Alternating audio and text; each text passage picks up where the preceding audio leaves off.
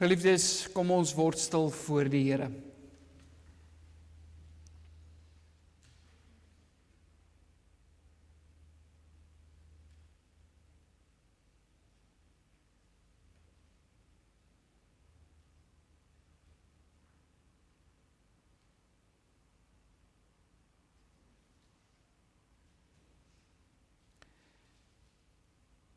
Ek is die Here jou God, die Heilige van Israel, jou heiland. Ek werk, en wie kan dit keer? Geliefde gemeente, genade en vrede vir julle van hom wat is, en wat was, en wat kom, en van die 7 geeste wat voor sy troon is, en van Jesus Christus die getroue getuie, die eerstgeborene uit die dode, en die owerste oor die konings van die aarde. Kom ons antwoord op die groet van die Here vanmôre en ons sing 'n loflied saam, die baie bekende Gesang 29, Grote God aan U die eer. Ons gaan al 3 die verse daarvan saam sing, waarin ons ook iets bely daarvan dat die Here in beheer is, dat die Here sy planne het, dat die Here sorg dat niks toevallig gebeur nie, maar dat dinge gebeur soos wat hy dit bedoel het, en daarom eer ons hom, want ons vertrou hom as die een wat ook oor ons lewens beheer het. Kom ons sing al 3 die verse, Gesang 29, vers 1 tot 3.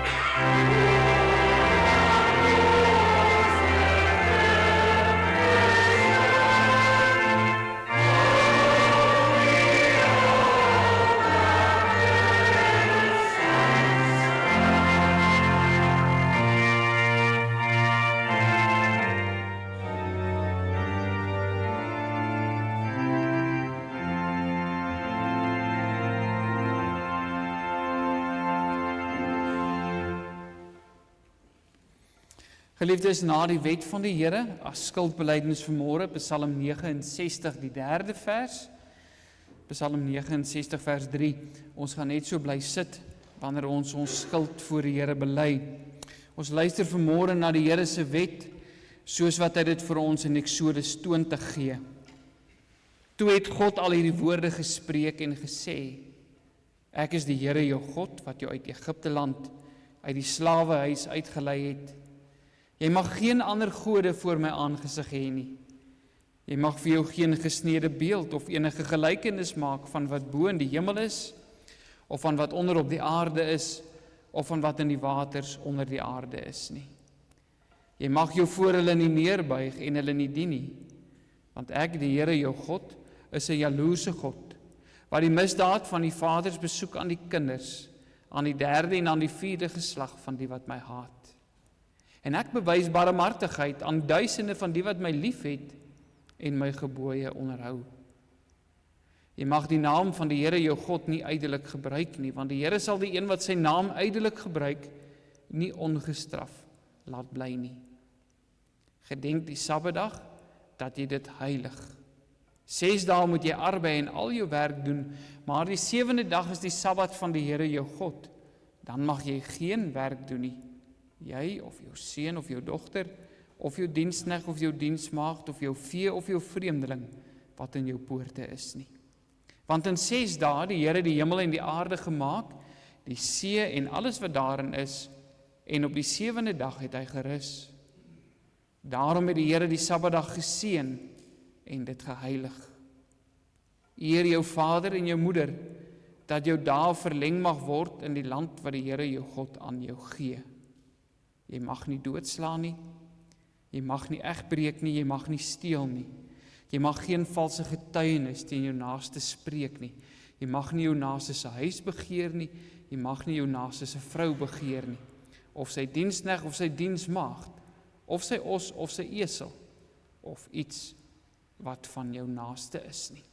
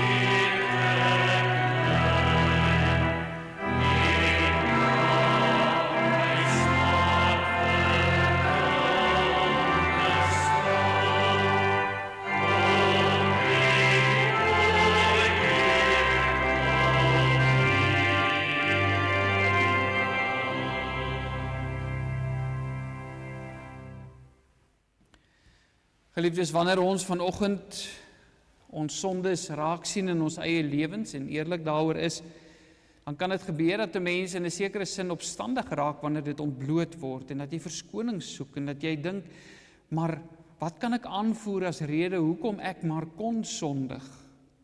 En dit raak alles 'n manier om te ontvlug en nie die verantwoordelikheid vir die sonde ten volle te aanvaar nie. Genadiglik kom die Here en sê, maar jy hoef nie weg te vlug nie, jy hoef nie opstandig te raak nie, jy hoef nie verskonings uit te soek, uit te dink nie, jy kan eerlik wees daaroor. Want wanneer die Here Jesus na die aarde kom, dan kom neem hy ons sondes op hom. Hy kom sterf vir ons sondes, sodat ons dit nie hoef te dra nie, sodat ons nie verskonings daarvoor hoef uit te dink nie, sodat ons dit kan bely in sy naam, en weet, hy het ons krankhede op hom geneem. En daarom leef ons ook nou in die krag van die Heilige Gees, as ons hier uitstap, met die vaste voorneme, om nie aan te hou sondig nie, maar juis om teen ons sonde te stry, want daar is oorwinning in Christus. Wie egter in hulle sonde bly volhard, en in hulle opstand teen die Here volhard, sal in die oordeelsdag die volle krag van God se oordeel beleef, wanneer die arm van die Here, in die Bybel word die arm van die Here dikwels met sy verlossing geassosieer, maar wanneer sy arm op ons sal neerkom, nie net as 'n verlosser en as 'n verlossingskrag nie, maar ook as deel van sy oordeel. Kom ons bely nou ons geloof in die drie-enige God, en elkeen van u spreek die 12 artikels, soos volg in die hart saam. Kom ons staan.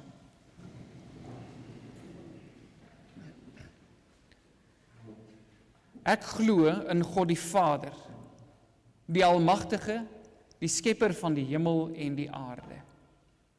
En in Jesus Christus, sy eniggebore Seun, ons Here, wat ontvang is van die Heilige Gees, gebore uit die maagd Maria, wat gelei het onder Pontius Pilatus, gekruisig, gestorwe en begrawe is, en ter helle neergedaal het, wat op die 3de dag weer opgestaan het uit die dode, opgevaar het na die hemel, en sit aan die regterhand van God, die almagtige Vader, vanwaar hy sal kom om te oordeel die lewende en die dode.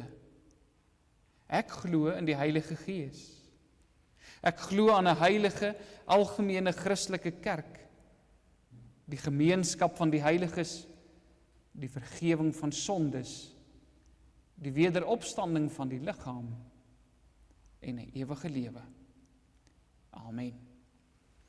U kan sit.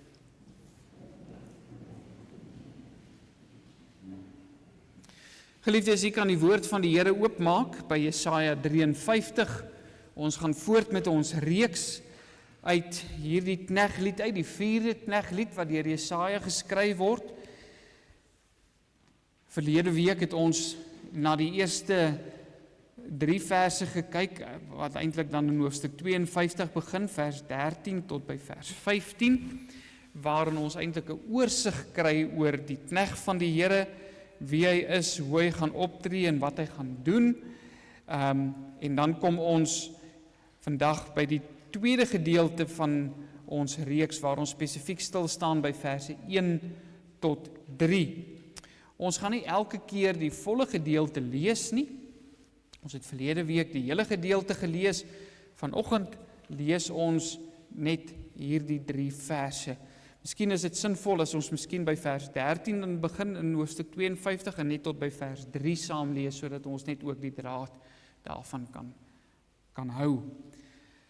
Ons lees saam Jesaja 52 van vers 13 af. Kyk, my knegg sal voorspoedig wees, hy sal hoog en verhewe, ja baie hoog word. Soos baie hulle oor u verstom het, so misvormd was sy voorkoms, geen mens meer nie, en sy gestalte was nie soos die van 'n mensekind nie.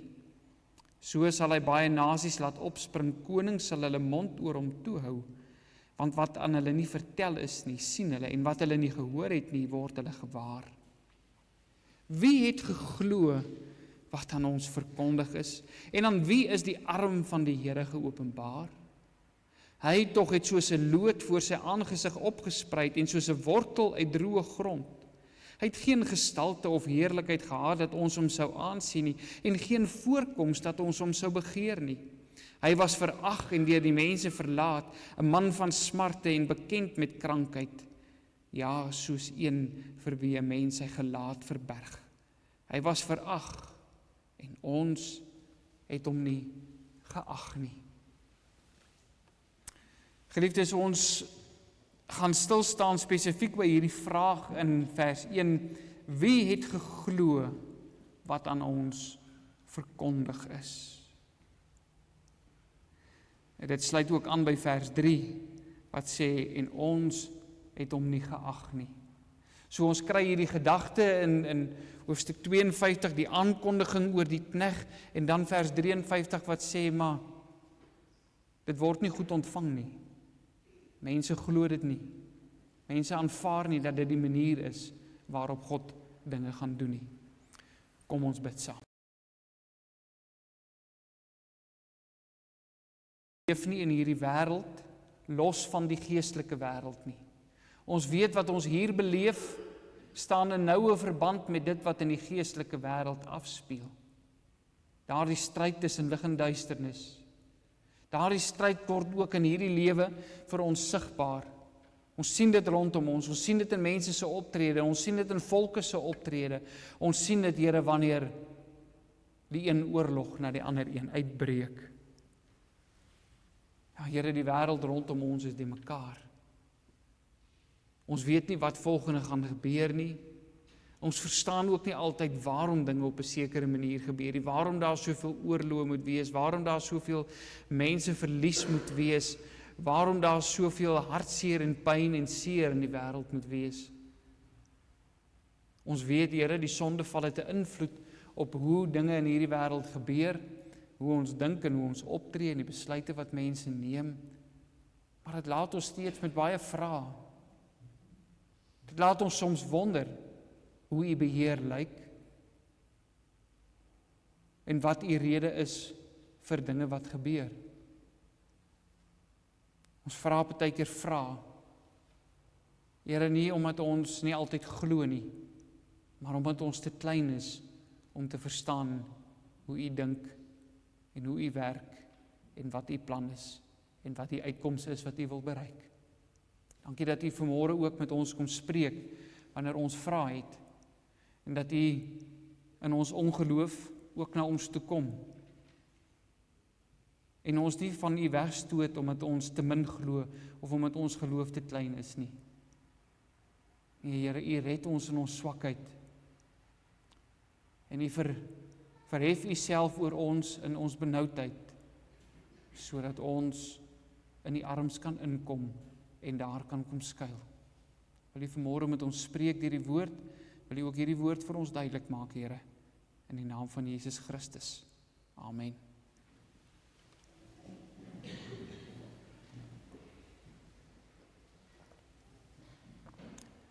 Geliefde gemeente van ons Here Jesus Christus, wanneer kleinkindertjies groot word,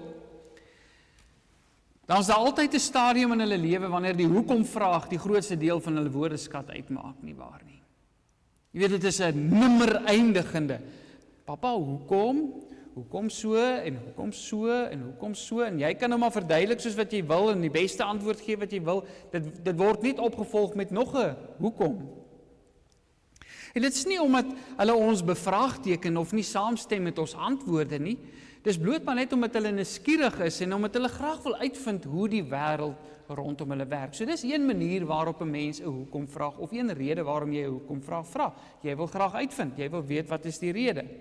Maar later in ons kinders se lewens kom daar altyd weer 'n keer 'n tyd wanneer hulle hoekom vra. Dit gebeur gewoonlik so rondom die tienerjare.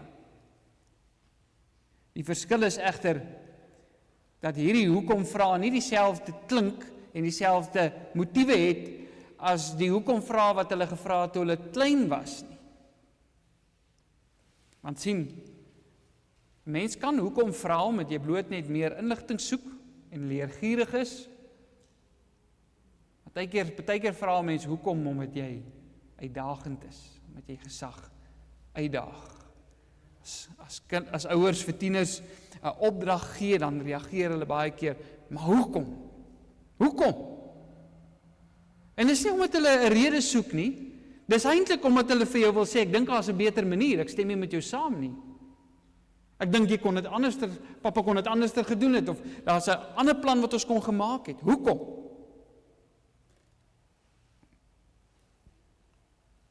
Hierdie soort hoekom vraag tref 'n mens natuurlik nie net by tieners aan nie, maar ook by volwassenes. Veral wanneer dit by die weë van die Here kom. Mense vra dikwels hoekom? Nee, hulle kan dit vra omdat hulle inligting soek. Maar baie keer vra mense hoekom met 'n tipe opstandige motief. Hoekom het God vir Adam en Eva laat sondig? Hoekom het God nie die duiwel gekeer nie? Hoekom was God so wreed in die Ou Testament deur al daardie volke te laat uitwis? Hoekom moes Jesus aan 'n kruis sterf om vir mense se sonde te betaal?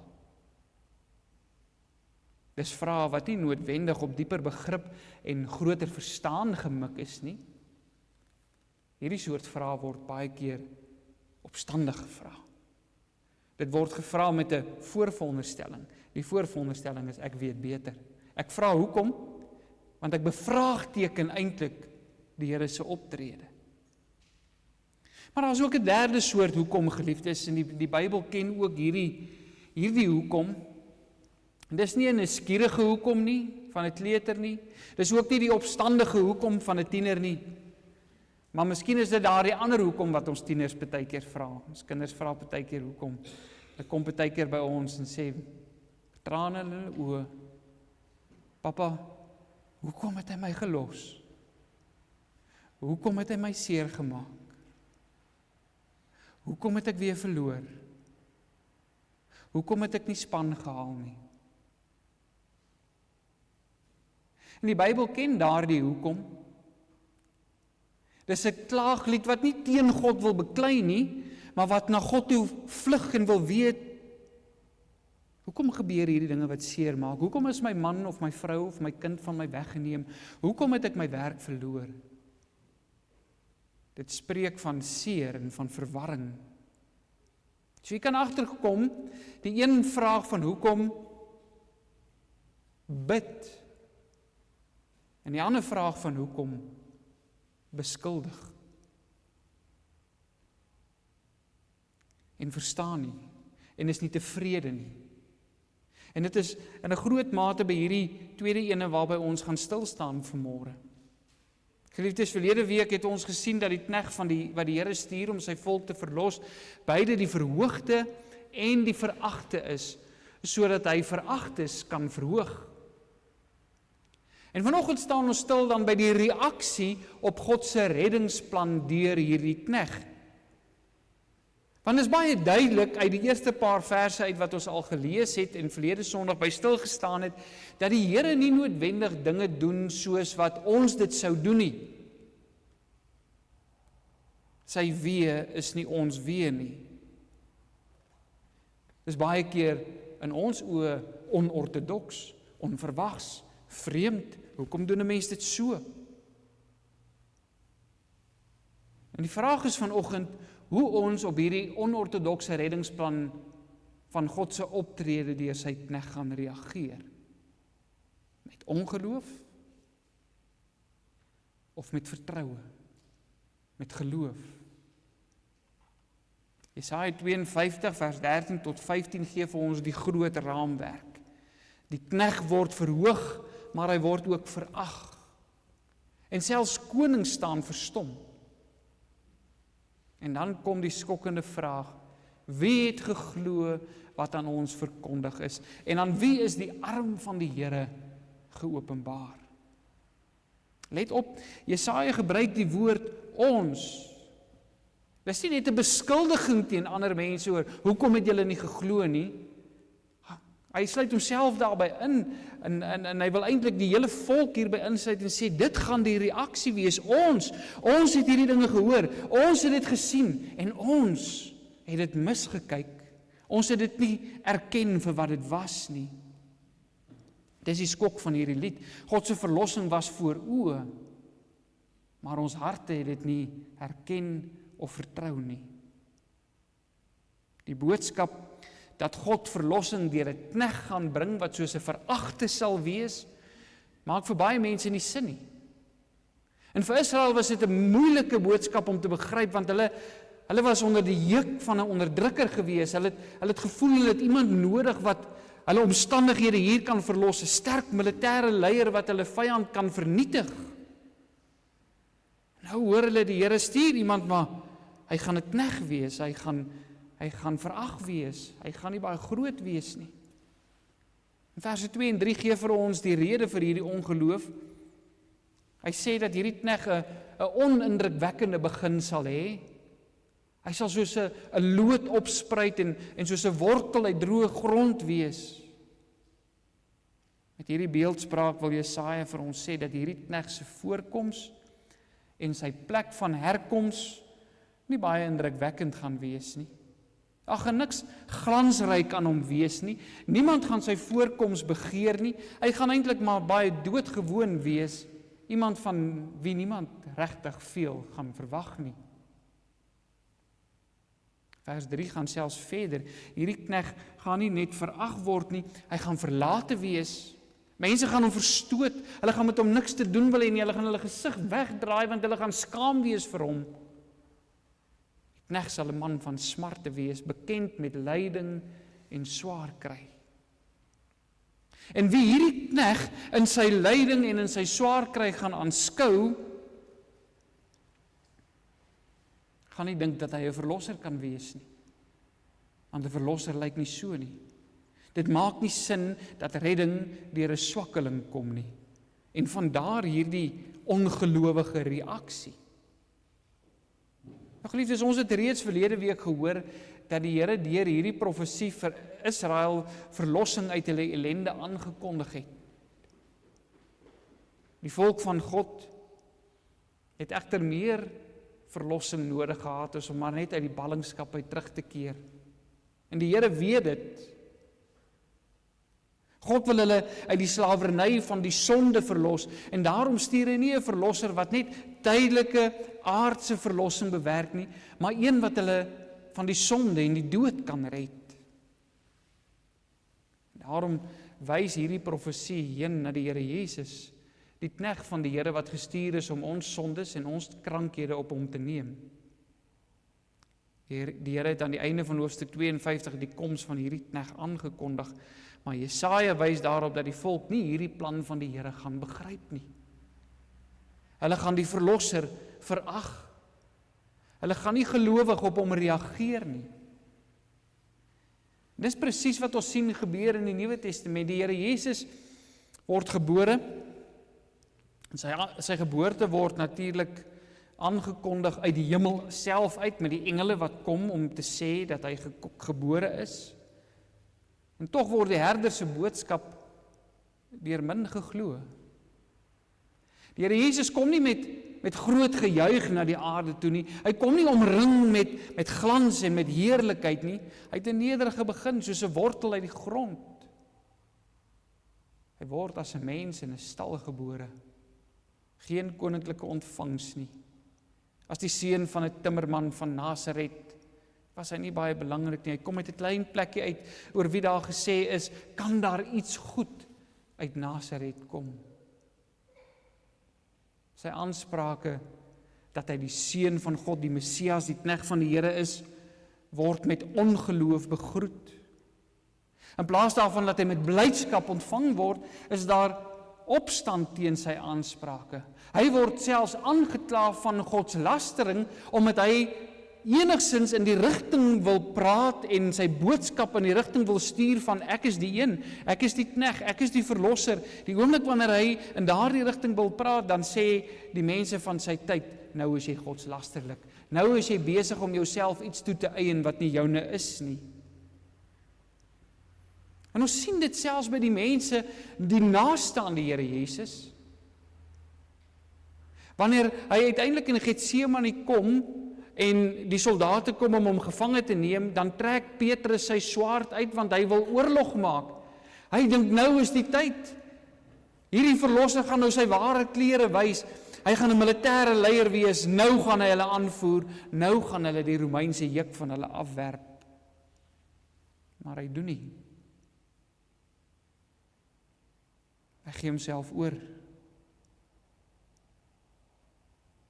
En uiteindelik word hy in sy donkerste oomblikke deur sy naaste vriende, sy disippels verlaat. En alhoewel hy so baie tekens voor hulle gedoen het, lees ons in Johannes 12 vers 37, het hulle nie in hom geglo nie.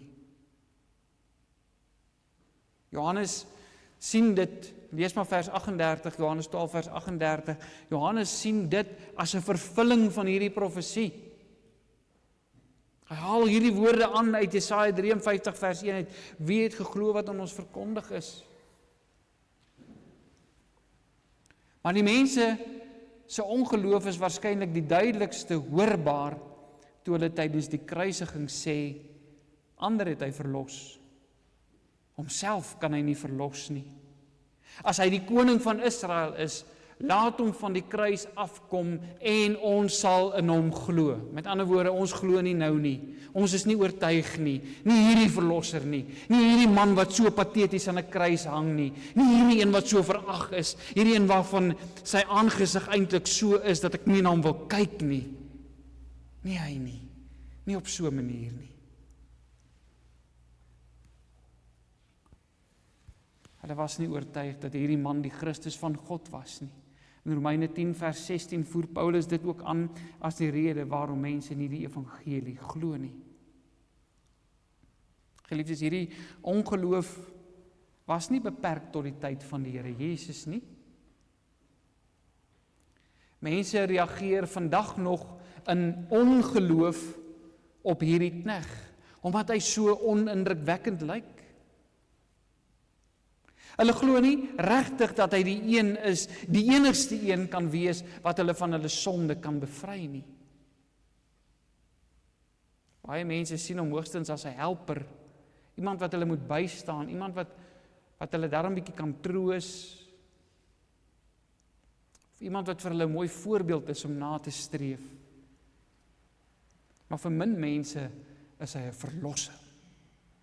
Iemand wat hulle kan bevry uit die grootste sonde waarin hulle vasgevang is. Maar die eintlike saak wat mense se ongeloof stimuleer is die feit dat hierdie Jesus nie aan hulle standaarde vir 'n verlosser voldoen nie. Hy lyk nie soos wat hulle dink 'n verlosser behoort te lyk nie. Hy is te onindrukwekkend. En daarom soek hulle hom nie. Die probleem is egter dat die meeste mense wat in ongeloof reageer, so reageer omdat hulle nie glo dat die almagtige God kan kies om sy krag juis op hierdie manier te openbaar nie. Vers 1 sê dat die Here sy arm deur hierdie knegg geopenbaar het. Die uitdrukking arm van die Here is 'n uitdrukking wat ons baie keer in die Ou Testament raak lees, en dit is 'n soort beeldspraak wat verwys na die verlossingskrag van die Here. As ons lees dat die Here sy arm geopenbaar het, of dat die Here deur sy sterke arm die volk uitgelei het, dan word dit altyd verbind aan die Here wat sy volk red. Jesaja sê dus hier dat die Here sy verlossingskrag deur hierdie knegg sal openbaar. Israel het nie net 'n behoefte aan verlossing uit die ballingskap gehad nie, maar wanneer God sy arm deur hierdie knegg van hom ontbloot, dan is dit om bevryding van die sonde en van die dood te bring.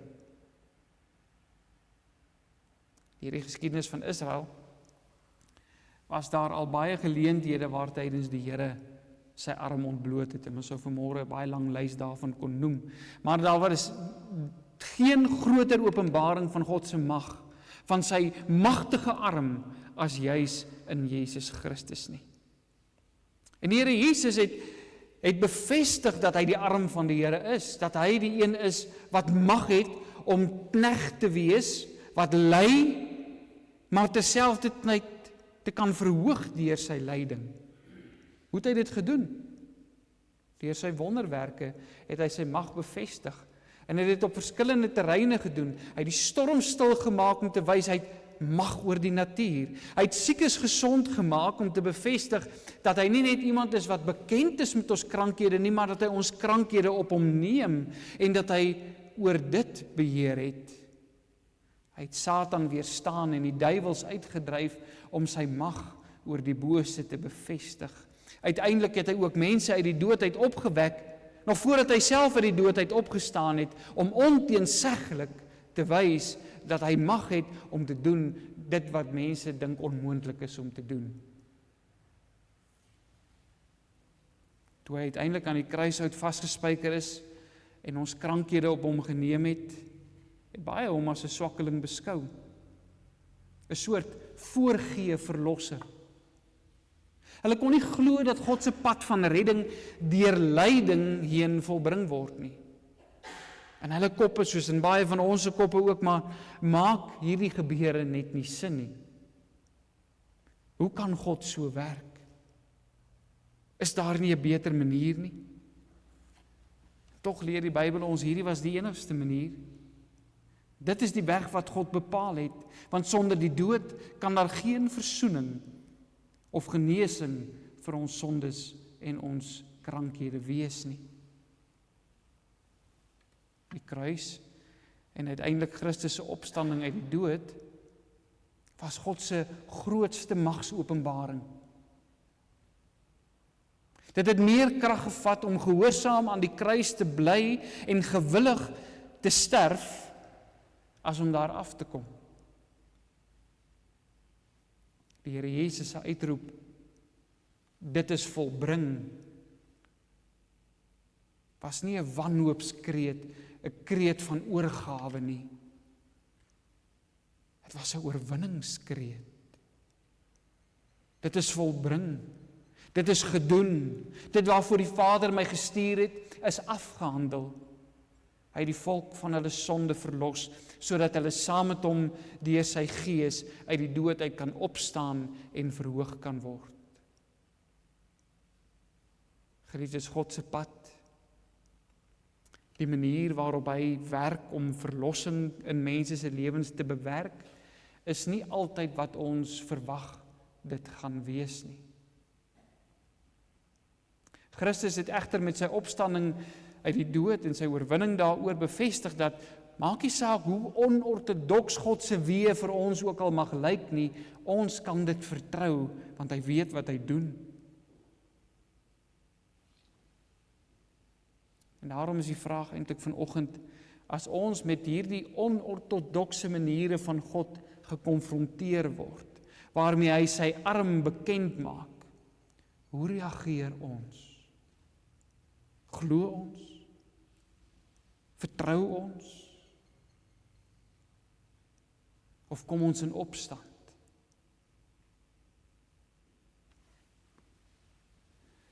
Op die oor af klink dit natuurlik na 'n baie maklike vraag, en u sal dalk antwoord en sê, ja, maar ons glo tog in die Here Jesus. Ons glo dat hy die lydende knegg is wat vir ons sondes gesterf het en deur sy opstanding uit die dood, die sonde en die dood oorwin het, sodat ons daarvan verlos is. Maar broers en susters, die vraag is nie vanmôre of jy dit kognitief kan bevestig, met ander woorde, of jy net hier in jou kop kan ja antwoord, ek glo dit nie. Maar of jy werklik met jou hart dit vertrou. Ons soek die Here Jesus as verlosser, maar volgens ons voorwaardes. Dan moet hy wees wat ons wil hê hy moet wees. Hy moet lyk soos wat ons wil hê hy moet lyk. Dan sal ons in hom glo. Sy redding moet aan ons voorskrifte voldoen.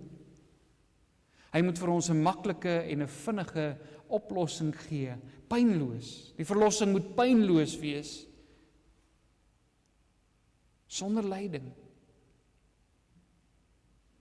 Maar die toets van ons geloof, broers en susters, is nie of ons met die mond instem dat Christus die openbaring van God se reddende arm is nie. Die toets kom wanneer ons met die uitdagings van die lewe gekonfronteer word en hoe ons dan reageer. Glo ek dan sy verlossingsplan?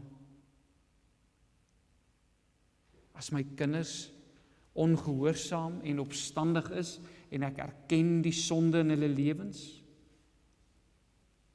waarom soek ons dan nie altyd die oorsaak vir hulle opstandigheid in hulle harte en by hulle sonde, sodat dit met die evangelie oorwin kan word nie? Is dit dalk omdat ons nie heeltemal oortuig is dat dit die antwoord is nie?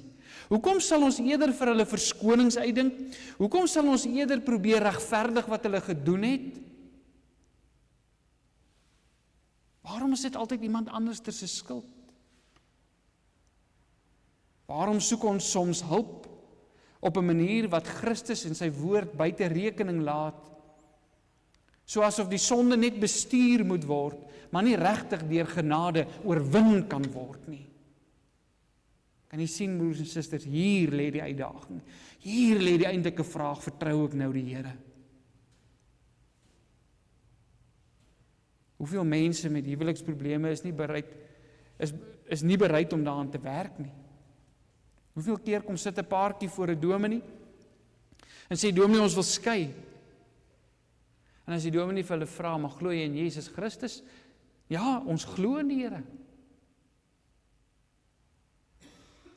En as die opvolgvraag dan kom, maar glo jy dat die Here jou ook met hierdie probleem kan help? Glo jy dat die Here ook hierdie sonde kan reinig? Glo jy dat hierdie sonde oorwin kan word? Glo jy dat daar herstel kan wees in hierdie huwelik? Dan is die antwoord nee. En dan is die vraag, maar het jy regtig geglo? Hulle glo die evangelie en die beginsel, maar hulle vertrou nie Christus se weg in die praktyk nie. Want sien, ons is nie bereid om die pad te stap nie. Want die Here vra van ons baie keer om 'n onorthodokse pad te stap om oorwinning te bereik. 'n Pad van vernedering, 'n pad waarin ons skuld moet bely, 'n pad waarin ons van mekaar vergifnis moet vra, 'n pad wat vra dat ons deur die Gees van die Here verander moet word in ooreenstemming met sy woord. 'n Pad van volharding.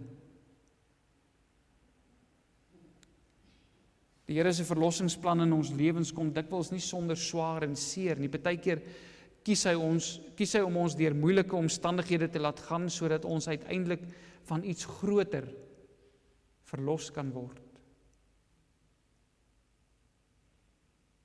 Dwelm en drankverslaafdes moet soms 'n pynlike pad stap, waarop hulle dalk meer as een keer vra, waarom laat die Here hierdie dinge met my gebeur? Is daar nie 'n makliker manier nie? Partykeer ontbloot en bevry God ons van ons afgode deur ons te stroop van daardie dinge wat ons kosbaarder ag as hy. En dit maak partykeer seer. Dit vat aan 'n mens. Want is baie keer vernederend. Dit raak partykeer ons status. Dit nie altyd dalk ons gemaklike lewenstyl. En dit is dan dat ons opstandig met die Here se plan raak. Want waarom moet verlossing seer en moeilik wees?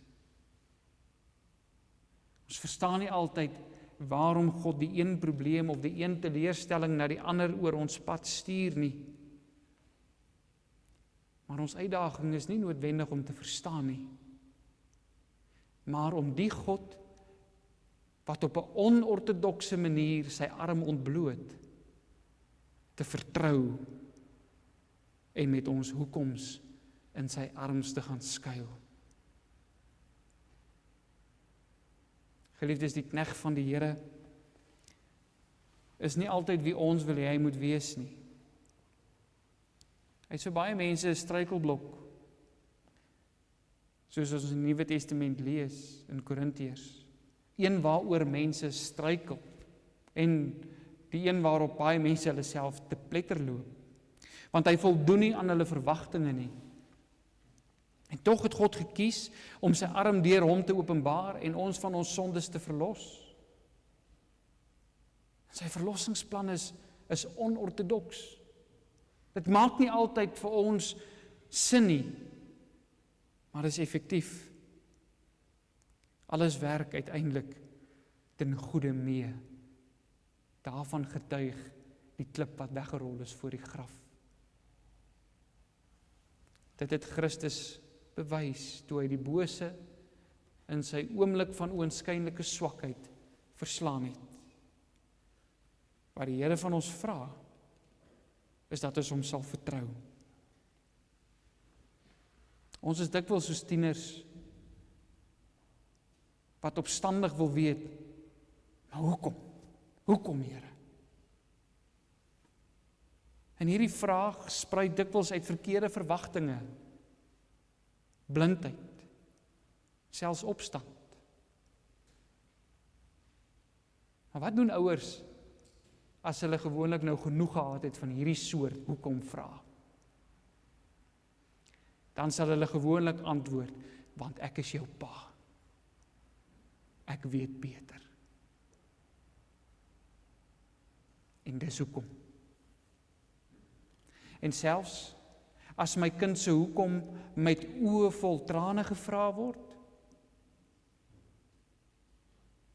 dan sal 'n pa gewoonlik vashou en sê, ek verstaan. Ek is hier. Jy is veilig.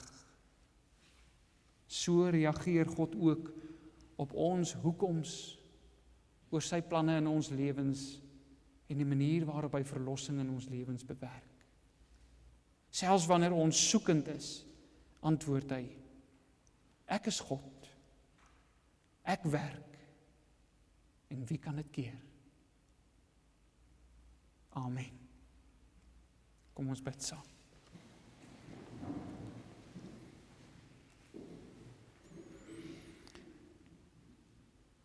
Hemelse Vader, ons moet vanmôre voor U bely dat ons baie keer vra in ons gemoed het oor U weë. As ons vra, Here, dan is dit nie altyd opstandig nie. Partykeer is dit 'n regtige erkenning. U is soveel groter as ons. Ons wens ons het verstaan. Ons wens ons het gesien wat U sien. Tog kom U na ons toe en U vra, dat ons U moet vertrou. En daarom bid ons dat U Gees kragtig in ons sal werk, Here, dat ons nie in opstand hoekom sal vra, omdat ons nie tevrede is met U weë nie, omdat ons twyfel, omdat U soms op 'n onortodokse manier verlos en red, en ons lewens in 'n bepaalde rigting stuur. Here, help ons om te vertrou, help ons om na bo te kyk, help ons om vas te hou aan die een wat die dood oorwin het, en wat daardeur vir ons bevestig. Dit maak nie saak hoe onortodoks dit vir ons lyk nie, maak nie saak hoe sleg God se plan in ons oë lyk nie. Dit wat U beplan het werk, want dit is volmaak. Dit kom van die volmaakte af. En as ons baie keer met seer in ons oë, Here, vra, hoekom moet hierdie dinge met my gebeur? Hou ons dan vas, Here, troos ons steeds met die wete, U is in beheer. U is in beheer ook in ons oomblikke van lyding, ons oomblikke van swaar kry, ons oomblikke van seer, ons oomblikke van bekommernis, en ons oomblikke van onsekerheid. Ons is nie alleen nie. U is by ons. Vader, en waar ons na die dinge wat tans in die wêreld gebeur kyk en ook vra hoekom, gee ons die geloof om te vertrou dat U in beheer is, soos wat U nog altyd in die wêreld se geskiedenis in beheer was, en dinge so bestuur het, Here, soos wat U dit in die raadsplanne bepaal het. Ons bid vanmôre vir hulle wat vasgevang is in hierdie oorloggetuisterde gebiede. Baie keer van ons mense wat daar naby is en oor wie ons bekommerd is, maar broers en susters ook, gelowiges wat in daardie lande vasgekeer sit, Here, en wat nou slagoffers gaan raak. Ons bid vir hulle. Ons bid, Here, dat die boosheid vernietig sal word, maar dat U kinders sal bewaar. Dankie, Here, dat ons ook getroos kan wees met die wete dat of ons lewe en of ons sterwe, ons behoort aan Jesus Christus, ons getroue verlosser en saligmaker. Vader, wil U ons sondes vergewe? Wil U ons opstandigheid vergewe? Wil U ons uitdagende houding teenoor U vergewe? En wil U gee, Here, dat ons in afhanklikheid en met geloofsvertroue aan U voete sal buig. In Jesus se naam. Amen.